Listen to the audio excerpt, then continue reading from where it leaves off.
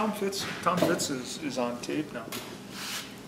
He was part of a documentary where he talked about handing Gunerite asbestos to two GTAC geologists who acknowledged that they knew of the Gunerite asbestos and that they were concerned about it. Now, publicly, they won't acknowledge that, and that's part of that shell game related to public relations, opportunities that GTAC plays. And that shell game is one that is being done with the health and welfare of our communities, Mm-hmm. And it's a travesty, really, when we look at it.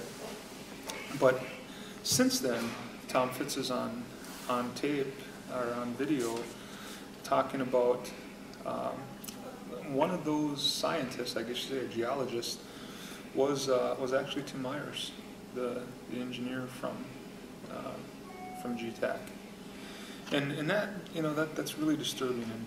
And you got to ask yourself, like, why would Bob Seitz, whenever he has an opportunity to interact with newspapers or media or anybody, why would he deny that there's Gunerite asbestos there when everybody knows it's a fact? Mm-hmm. I think the answer is truly rooted in the mining law. The mining law says that the mining company will have to prepare an environmental impact statement for any known negative environmental hazards. And so that word known that's in the law is actually, I think, the reason you see GTAC denying physical reality. If they admit to the public, yeah, Gunerite asbestos is there, now they are locked in by law to have to prepare an environmental impact statement that deals with the totality and the reality of Gunerite asbestos. Okay. It's easier to say things like, we don't expect to encounter Gunerite asbestos in your body. That's way easier for a mining company to say that, Mm-hmm. not put themselves on a legal hook to have to answer for the public's health and welfare, and it's cheaper. And it's that's this dance that's going on. Number one, from a public relations shell game, and also with the legalities and the laws that have already been watered down and stripped away from an environmental protection standpoint. Wow. It's, I've kept up with it to a point, and I've kind of fallen off for a while.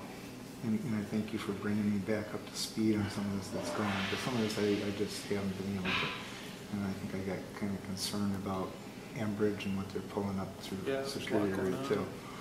And so I'm starting to get involved with that a little bit, and I'm seeing how much of this, it's going down the same track that this went down. This is, it seems to be almost like a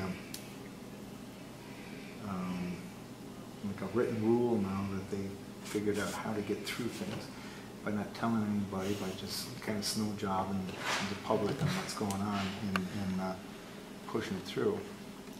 And I don't know what else can go wrong in this state. I mean, what else can be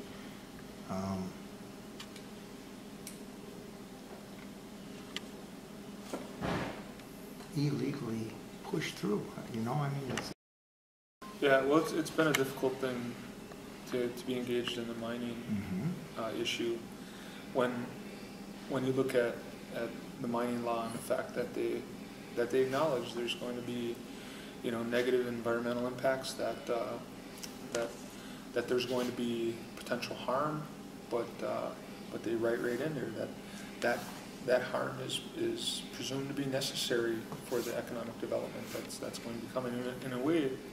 Well, and I think Tom Tiffany was on camera acknowledging that the reason they wrote that harm right into the law and acknowledged it is to survive, litigation later on after they do this project, I think I remember that. Yeah, but the harm, I guess, and the condemnation that really exists when you look at what the mining law set up and the environmental protections and the things that it really handed the mining company. The downstream waters and also the groundwater aquifers underneath the ground were really condemned. They really, Yeah. they're just condemned. And of course, from our tribe's perspective, the Bad River having its origins right in the Pinocchio Hills, rolling to the south and curling back on itself, rolling north to Lake Superior, and the fact that, you know, out towards the lake, that's entirely the center of our tribal homeland. That notion of lawmakers who were paid $15 million by mining interests to just legally condemn the water resources of our homeland